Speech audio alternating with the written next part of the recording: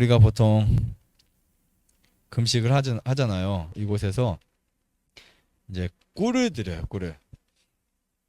이제 그런 걱정하세요. 원장님 꿀 당분 문제가 안 생길까요? 당뇨 환자든 암 환자든 이제 이런 생각 하신다고요. 제가 이 해독의 꿀이 절대적으로 필요한 이유에 대해서 좀 설명을 드릴게요. 저 아버지 때부터 한 25년, 30년간 꿀을 사용했어요. 꿀을. 근데 아무도 일주일을 꿀을 가지고 금식하는데 암이 커지거나 문제가 됐던 적은 한 번도 없어요.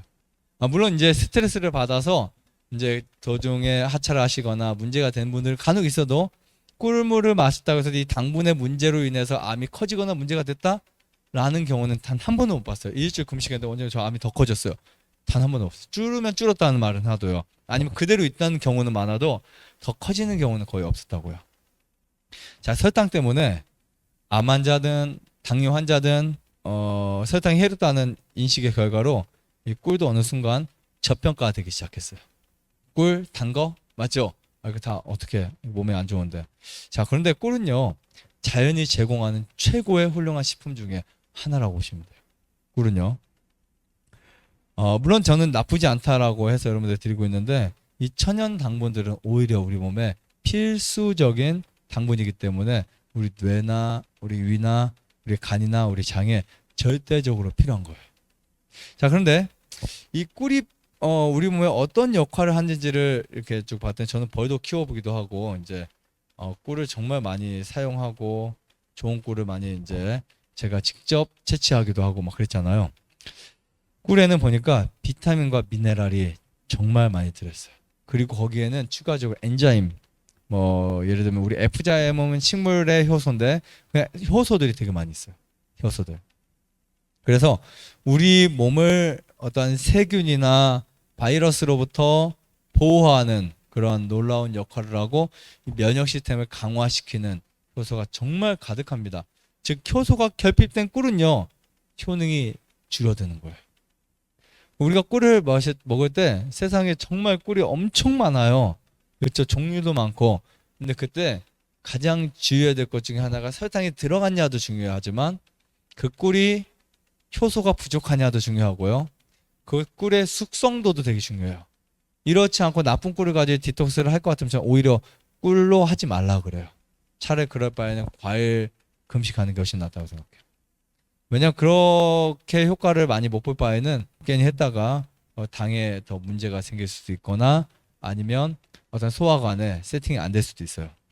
그러니까 우리가 먹는 음식에 이 불안전한 음식들이 되게 많잖아요. 그러니까 예를 들면 현미는 완전 식품이지만 백미는 불안전 식품이에요. 그러니까 백미를 먹으면 당뇨가 나을 수가 없죠. 왜냐하면 혈당 피크가 올라가니까. 근데 혈당 피크를 잡아줄 수 있는 현미를 먹으면 이게 혈당이 급격히 올라가지 않기 때문에 당연히 우리 힘은 백미 먹을 때 바로 팍 생겨요. 근데 갑자기 뚝 떨어지는 거예요. 마찬가지예요. 당분의 문제도 미네랄이 있냐 없냐 차이도 엄청납니다. 그러니까 설탕은 왜 안 좋냐면 미네랄이 없어요. 표백을 하잖아요. 가공을 하잖아요. 근데 이 설탕도 진짜 좋은 설탕들은요. 유기농 설탕.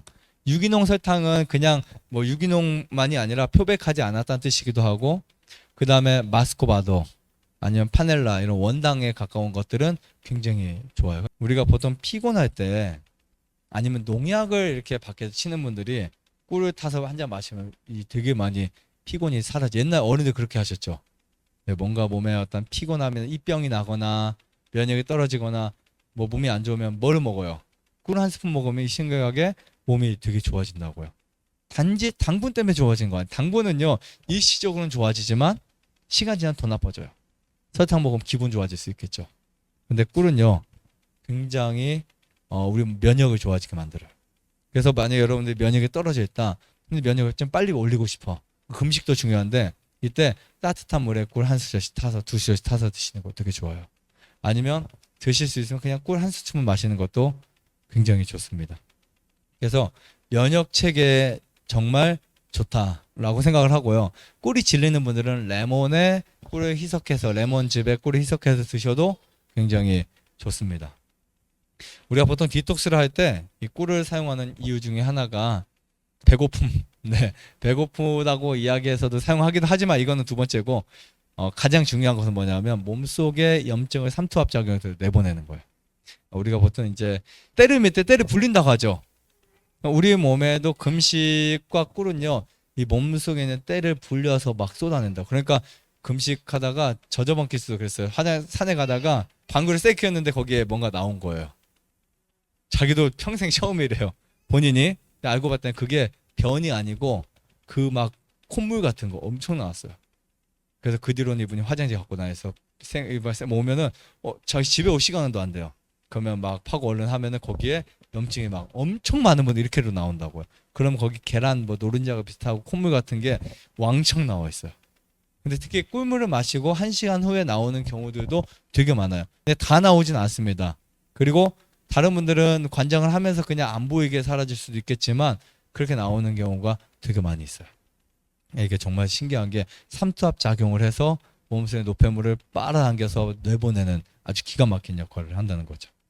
그 다음에 배고픔을 덜어준 것도 하지만 이제 디톡스를 할 때는 우리가 한 끼마다 한 끼 굶고 꿀을 먹는 것과 며칠 굶으면서 꿀을 먹는 게 또 달라요. 며칠 굶으면서 꿀을 먹으면 그게 되게 많이 이제 작용을 합니다. 나중에 꿀이 질리기도 해요. 암 환자가 꿀을 사용하는 데 있어서 문제는 전혀 없다라고 말씀드리고 싶고요. 당뇨 환자도 문제는 없습니다. 양을 과하게만 사용하지 않으면. 꿀은 위장에서 흡수가 돼요. 꿀은 그 설탕의 당분과 같지 않아서 소화라는 개념보다는 흡수가 되는 개념이 좀 더 강한 것 같아요. 그래서 보통 설탕은 인슐린이 분비되는데 꿀은 인슐린에 큰 도움 없이도 자체 흡수가 될 수 있기 때문에 꿀을 드시는 거 추천드리고요. 그러나 꿀을 잘못 사용할 경우가 있습니다. 그럴 때만 주의하시면 돼요. 좋아요, 구독, 안내자도 눌러주세요. 눌러주세요.